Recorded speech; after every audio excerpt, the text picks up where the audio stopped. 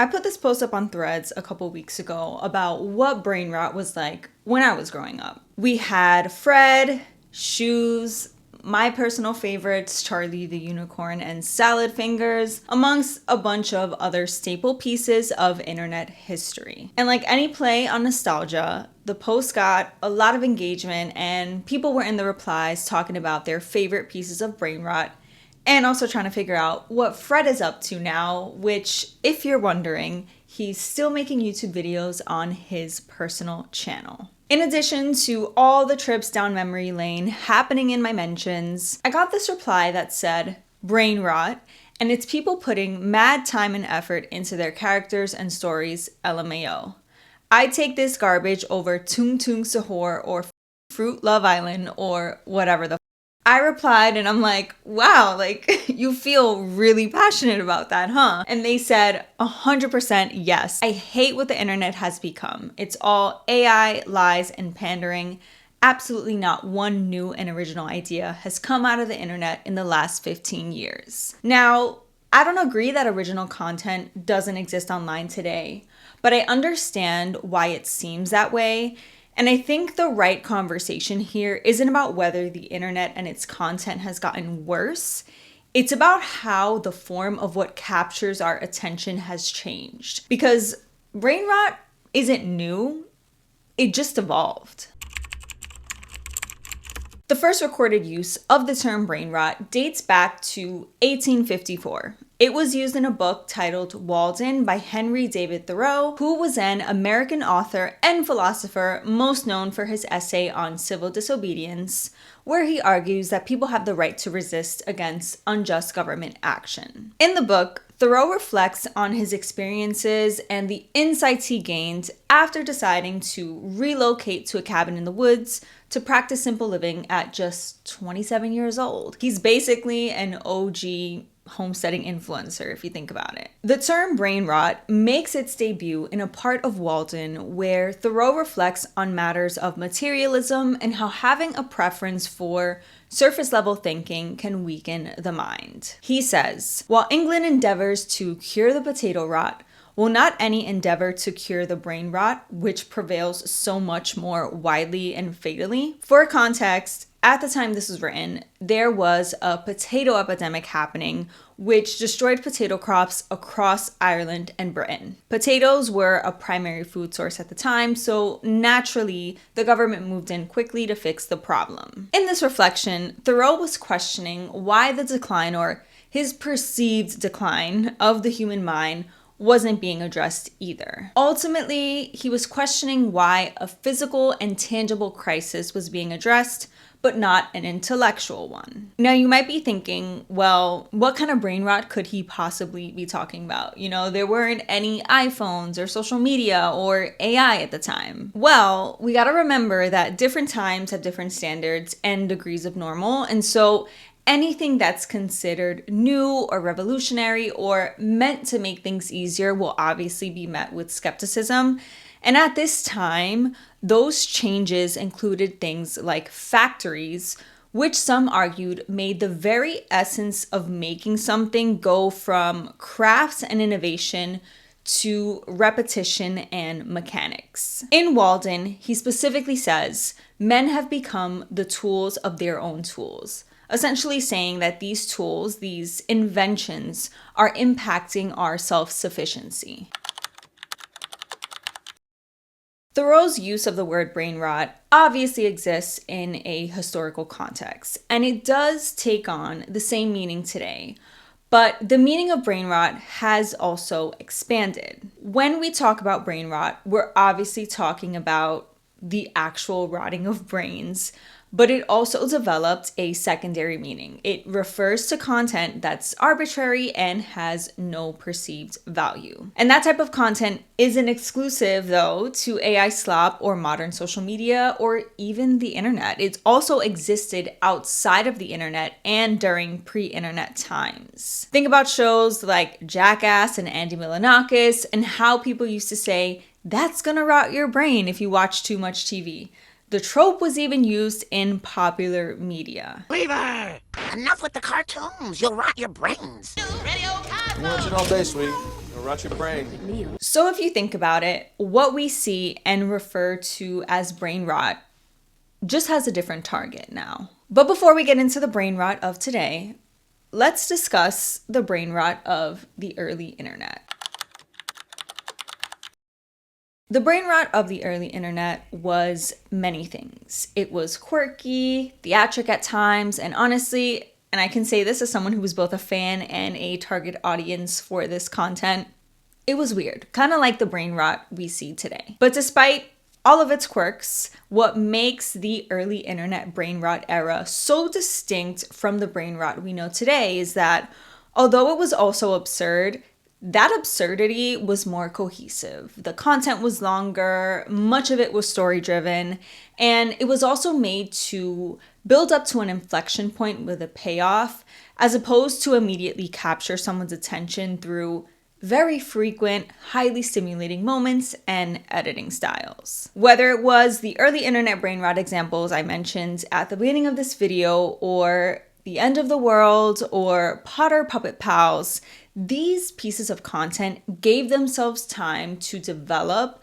by progressing toward a clear payoff that established a setting and built narratives over the course of a couple minutes. And that's still a thing today in some ways, but now it often happens in parts, both as a tactic to get follows and as a response to how short our attention spans have become because of social media. For example, in Charlie the Unicorn, 3 unicorns go on a journey through a meadow to get to Candy Mountain. 2 of the 3 unicorns are full of whim and excitement to embark on the adventure, and then we have the 3rd unicorn named Charlie, hence the name of the video. Charlie, on the other hand, is this aggravated skeptic who's complaining about the inconvenience of the journey the entire time. He does this when they come across forest animals, cross a bridge, and while getting greeted by singing letters once they arrive at their destination. Then, once we near the end of the video, the entire thing turns out to be a setup to steal Charlie's kidney. So as you can see, there's a clear story here with different narrative elements. Another thing that made the brain rot of the early internet distinct from the brain rot we know today is that it existed within a landscape that wasn't nearly as robust and complex. The recommendation-driven and infinite short-form feed that we know now didn't exist yet, which also meant that nobody was creating content with the mindset that it has to be optimized for attention. For example, YouTube didn't operate with the kind of recommendation algorithm we have now. Like back then, content discovery was driven by broader engagement signals. And so what people saw on their homepage was what was most viewed or top rated overall at the time. It wasn't what was personalized to them. And while people could still obviously, do their own search for content or share it with someone else, it wasn't being constantly surfaced and resurfaced in a personalized feed based on engagement behaviors.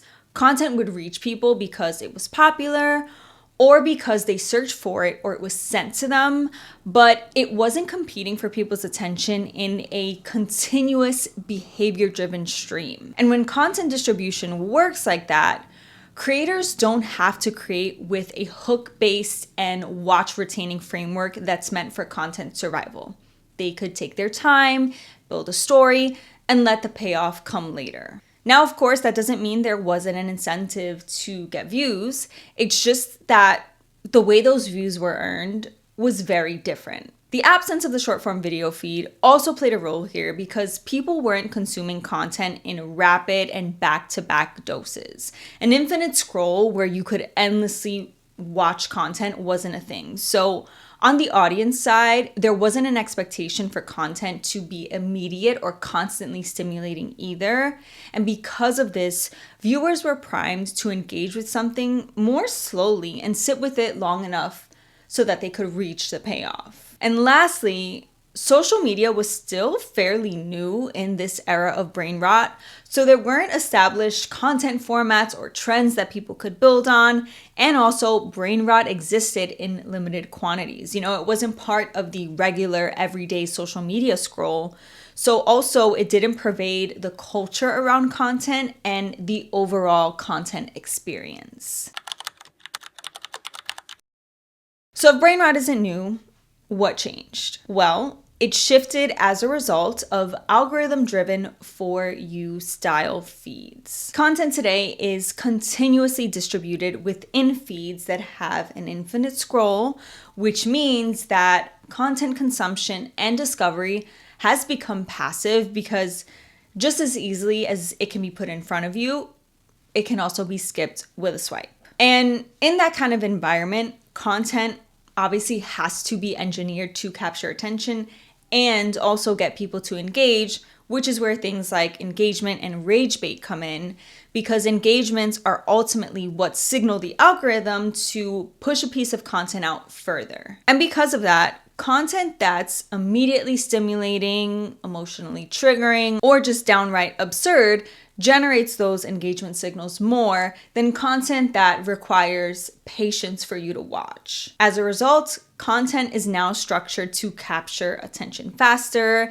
It's built around strong hooks and fast pacing, and it's significantly more stimulating than it once was. I mean, this is why millennial pauses were even identified in the first place. In order for content to survive in this content climate, you have to capture attention and you have to deliver a payoff quickly, even if it means leaning into absurdity and being completely devoid of meaning just for the sake of getting attention and engagement. Though I will say, not all brain rot is entirely devoid of meaning either. Some of it is actually very layered and requires a deep understanding of internet lore. One could even argue it's its own language in a way. Okay, not all modern brain rot is shallow. Some of it is just an if you know, then you know type of thing. For example, Zendaya's hat. My hat. I stick by it.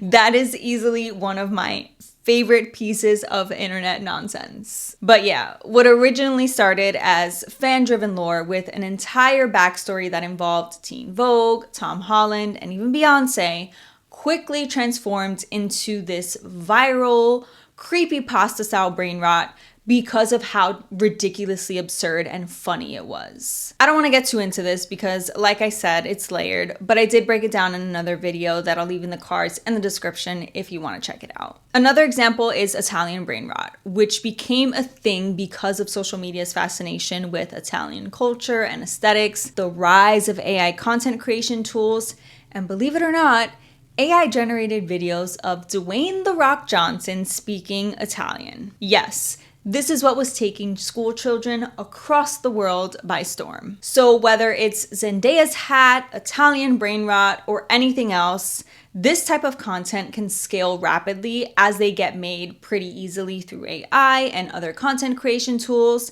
and are also repeatedly optimized to get engagements when placed on people's For You pages. And eventually, this brain rot gets deconstructed into something completely unintelligible to the layman that doesn't have any of that prior context. So where early internet brain rot just required you to follow a single story within a piece of content, some of today's modern brain rot requires you to understand an entire ecosystem of references. And unlike early internet brain rot, modern brain rot now exists in mass quantities because AI generation and other content creation tools are so accessible and user-friendly. Also, it's now a defining feature of internet culture. All in all, the concept of brain rot isn't new.